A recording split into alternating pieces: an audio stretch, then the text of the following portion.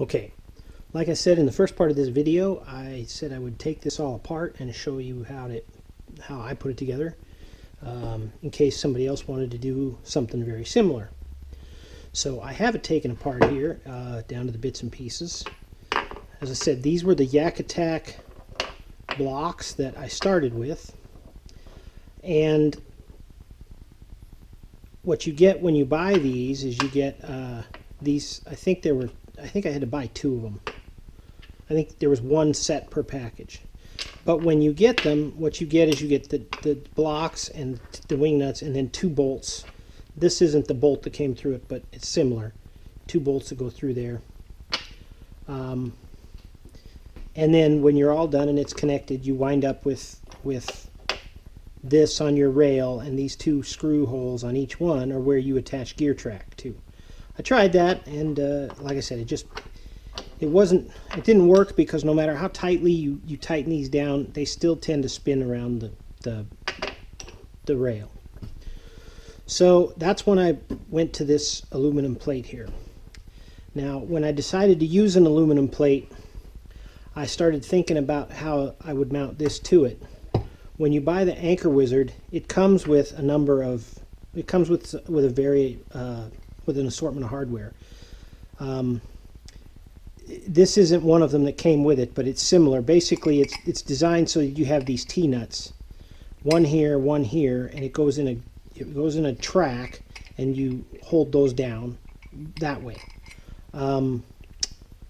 Nothing wrong with that idea, I guess. And what I could have done is I could have just simply drilled 2 holes on this aluminum plate, and I'm sure that would have held it just fine.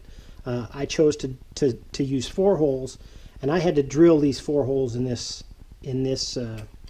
assembly. But I think you probably could have gotten by with just the 2. I chose to use 4 just to make it a little more solid. So after I cut this plate to size, the first thing I did was locate the blocks on here. And I did that kind of arbitrarily. I just said, okay, well, if here's my Anchor Wizard, I need like an inch on either side. And that's how long I made my block. And then once I made my block, I drilled the holes so that these blocks would be close to the edge when you mounted them. Okay. You might be asking yourself why there's nuts here now. Well, those nuts are really only there to cinch everything down and keep these tight, so that when I go to screw this on, I can use the thumb screws. If these weren't here and this weren't cinched down really tight, then whenever I went to tighten these down, I'd have to hold these with a screwdriver. These nuts in here, and they're put on pretty tight, and they're Loctited in place to keep these from moving. So whenever I attach this to the kayak, those blocks sit there like that. They sit over these. The nuts don't interfere with those blocks. So when I go to put this on there, I can put the blocks on this side and then just thumb screw them down without having to worry about them spinning in there. Alright, so I go ahead and I attach those now, looking at this right now, you see that this block isn't on here perfectly straight. That's not an accident. If you look at the Pro Angler from the top down, the rails are V-shaped. The back end is closer together than the front end. This bar runs straight across the boat, but this plate runs in the same direction as the rail, so obviously that's why they're at an angle. It looks kind of weird when you're looking at it not on the boat, like somebody just eyeballed it and got it wrong, but that's actually designed that way. And as you can see, like I was saying before, the rail fits through these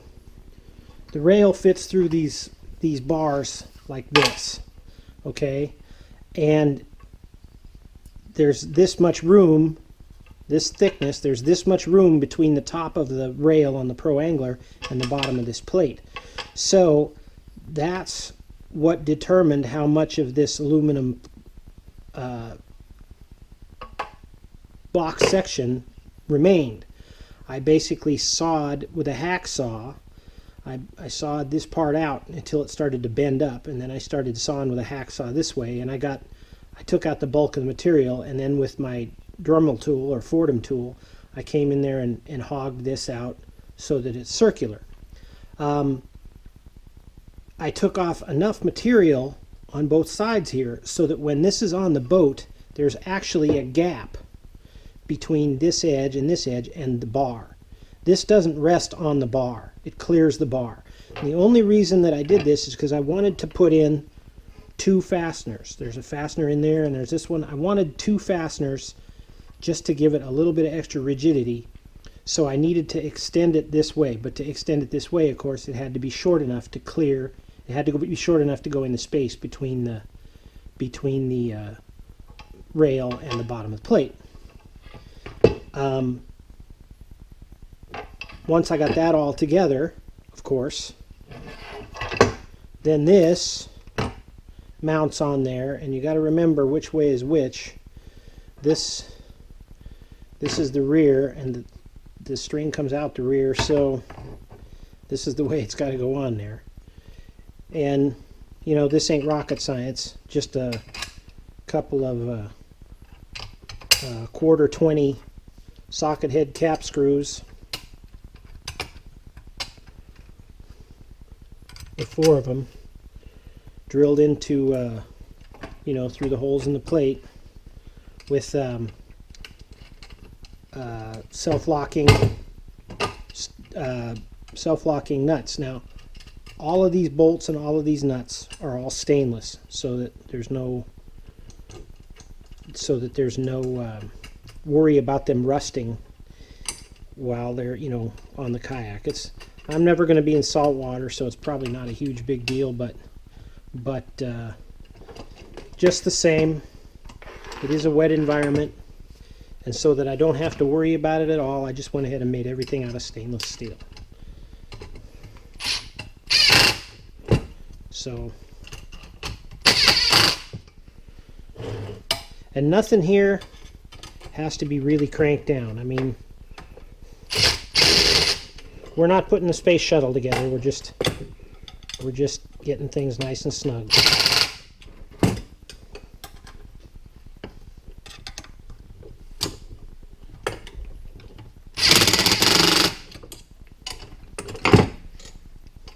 That one's not tight.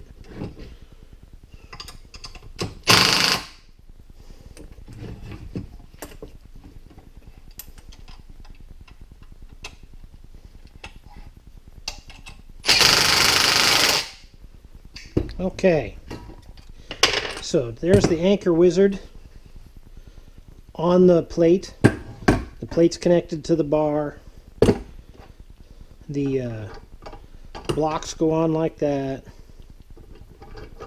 Like I said, none of this is rocket science.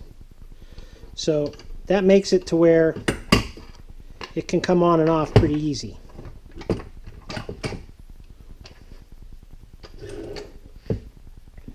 The other end is a little bit different, because on the other end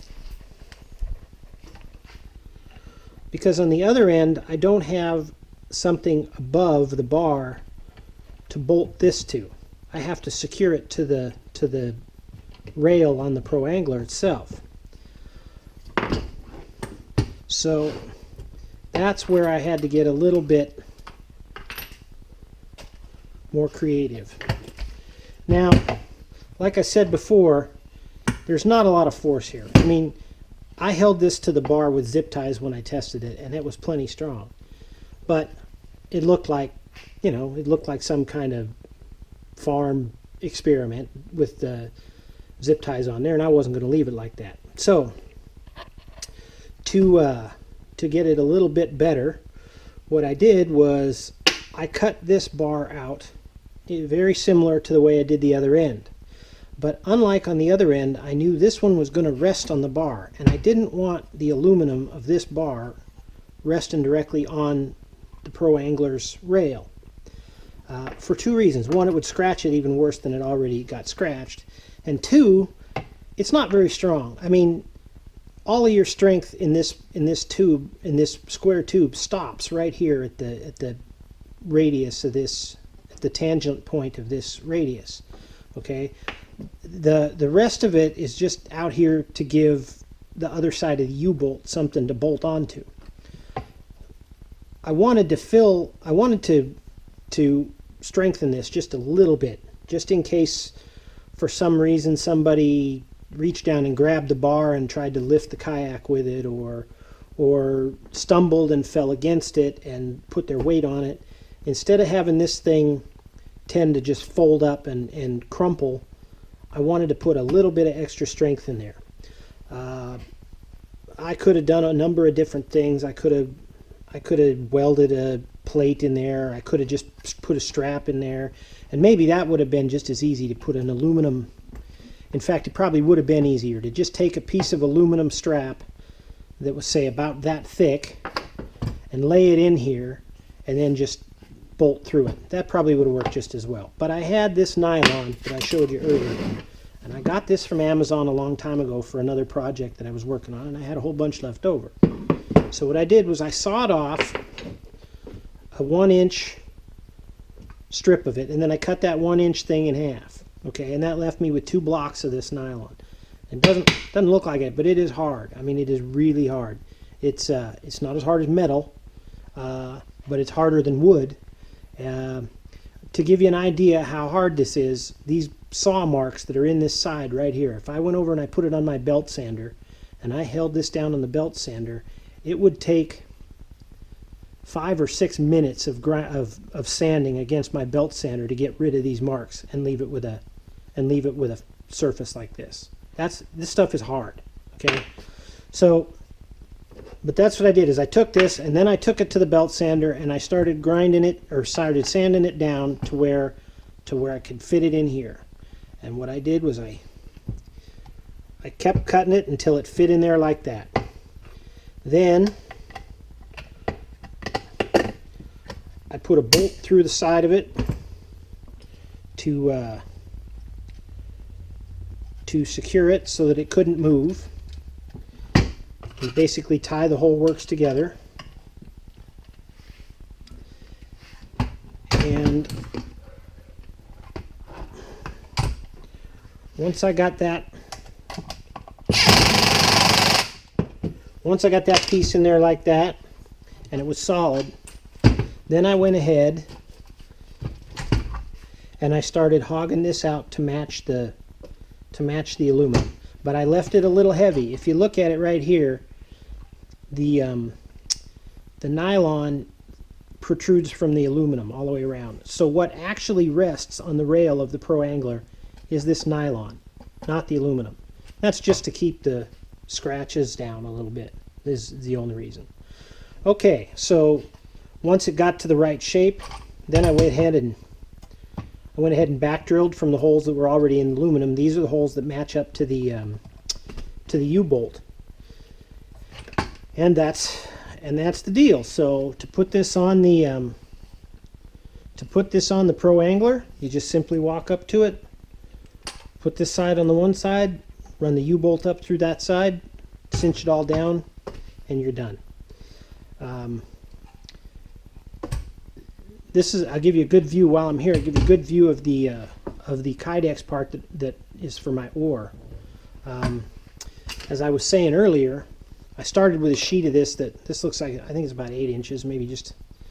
Anyway, I started with basically a square, and I held this edge up against it like this, and then I took a piece of wood like this, and I sandwiched it up. I sandwiched it all up like this, and then with a C-clamp, or 2 of them, I clamped it like this. So when I was all done, I had an 8-inch piece of Kydex protruding down like this, clamped like this here. And then I started heating it. And I already had the tube that I told you about zip tied in place right here. So when this stuff started heating, I just folded it around until it got to this side, And then, before it solidified, I just grabbed the whole thing. I had a glove on. I just grabbed the whole thing and held it over this side and let it cool. And then that way, it stayed in this shape. And that is just to keep things off the center so that when I stick the oar in there, it doesn't interfere with the U-bolt, which is right over here. When I got all done, I just cut some notches in each end of this, heated these little pieces back up, and bent them in. I bent them in that way so that when you stick the oar in, the oar runs up and hits these pieces. They're like little stops in there. So the oar can't get to these, the oar can't get past these. So the oar sticks in that far and no farther. And once the piece cooled, I released all the clamps, took it off, and it basically stayed in this shape. So then I clamped it back up to the aluminum bar, mounted it all on the kayak, and I built this with another piece of aluminum. So then I took it over to the kayak, I mounted it onto this piece of aluminum, held it in place with a couple of C-clamps, and stuck the oar in there. And I basically held it in a position so that the oar was in there snug. And once it was in that place, I clamped it, and then I drilled a couple of holes on each side. These are just 3/16 inch pop rivets. So I drilled a hole through the Kydex and the metal, stuck in a pop rivet, went on to the next one. There's 4 pop rivets on each side. If you don't have a pop rivet gun, well, I don't know how you've existed, because I use them for everything. So anyway, that's the whole schmoo. You put it on the Pro Angler. All you got to do is come over here, snake it through, take these stupid things off because you forgot that you put them back on when they were on the bench. And of course, if you're like me, you cannot do this without dropping at least one of these pieces on the floor under the cart and having to go search for it. We'll see if that happens this time, but I'm fairly certain it's gonna.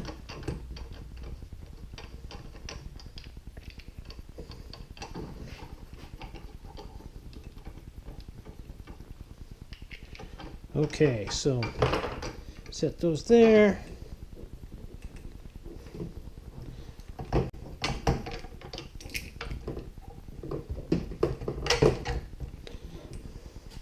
Basically hold it up, set it down.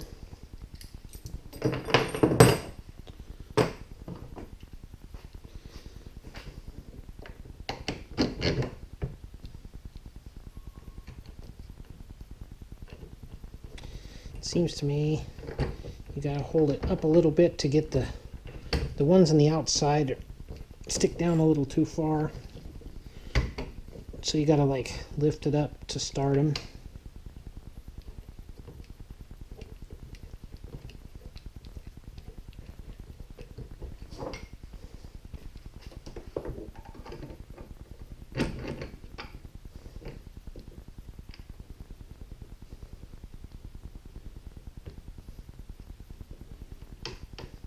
Now I thought about changing and using actual nuts. These butterfly things, they're not really nuts. They're plastic. They're made out of the same plastic as the Yak Attack, as these blocks are, and so I don't know. You know, they're obviously not as strong as an actual stainless steel nut would be, but once I built this system, rather than trying to secure the thing, rather than trying to make it to where they were so tight that they couldn't spin on the bar, with this system they don't have to be that way. They just have to be snug. So the convenience of leaving them as a finger tightened device probably outweighs the need to, you know, they don't have to be any more snug than what you can get with these finger tightened knobs here.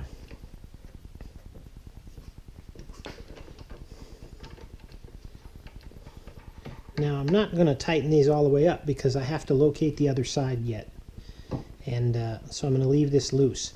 But you can see you can see here what I mean about this bar securing it from moving. When without this bar, it tends to do that no matter how tight these blocks are. But with this block, it can't move. And it can't, this bar here can't do this either, because there was a lot of this when it wasn't connected. Who knows? Would that have ever hurt anything? Probably not. I'm just fussy. So I didn't want it to do that, and now it doesn't. So back over here, this U-bolt is has a 1 1/4 inside dimension there, and it's just a little bit shy. So what I had to do was I went in with the Dremel tool and I took out material on the inside here, just so that it wasn't too tight on that bar. As you can see here, I'm basically coming back.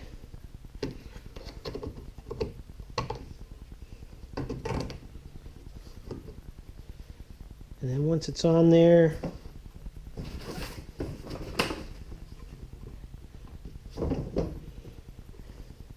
that's about where it was before, right up against my paddle grip.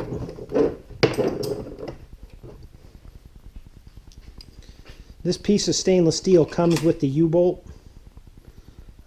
It's not strictly speaking necessary, but I figured it might not hurt, might add a little bit of strength to the whole thing. So anyway, you get this on there, and these things cinch down. They don't got to be very tight, just snug. With these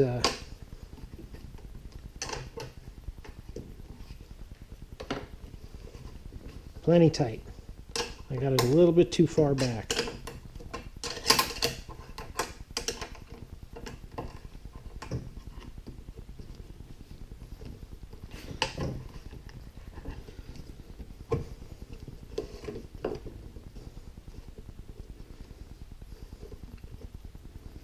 Basically located it just far enough back to where I could still get my paddle clamp in place. This paddle clamp, in case you haven't figured it out, is one of those that bolts onto the, it's typically designed to bolt onto the side of the kayak somewhere. And like with a lot of things, I didn't want to drill any holes in the kayak, so I bought 2 of the things, and I bolted them together using some really short screws and stainless steel nuts and some epoxy. I put the 2 of them together, and then zip tied the bottom one onto this rail so that it can't come off, and then the paddle fits into this one like so. And typically when I'm going down the road or something, when I'm on the way to a place, I use a strap around it so that it can't fall off and go falling down the road. But so with that side tight, you just come over here, just finger tighten up these bolts over here. Pretty much done. Now this pulley I don't think is strictly speaking necessary. I had the pulley already.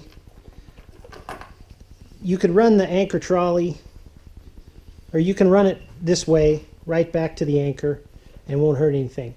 With my particular rod holders, what I noticed was it was sometimes rubbing on the rod holder, and I didn't want them to rub on this screw. I didn't want this cord rubbing on this screw. That's why I went ahead and ran it through this pulley. But strictly speaking, it's not necessary. So you get this. In fact, I'll show you how it works. I'll show you how it works without the pulley, just for grins.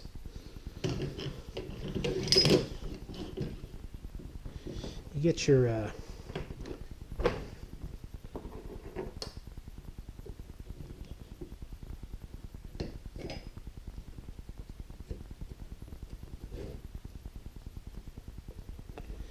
This little stainless steel clip here comes with the Anchor Wizard.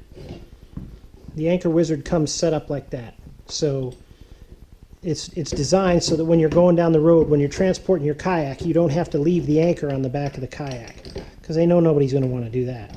So you can go ahead and you can loosen this up, take it off, stow your anchor until you get to where you're going, and then once you get to where you're going, hook it back up. But this is how it works without that pulley. Pretty much the exact same way, but you see how it rubs on here? When it's loose, I didn't, depending on the orientation of this rod holder, I didn't want it dragging on the rod holder. But I basically show it here just so you know you don't need a pulley like I've got here. You don't need that pulley at all. So, and that's the Anchor Wizard. That's how I've got it set up. And thanks for watching. I hope this helps somebody. But have a good day. See ya.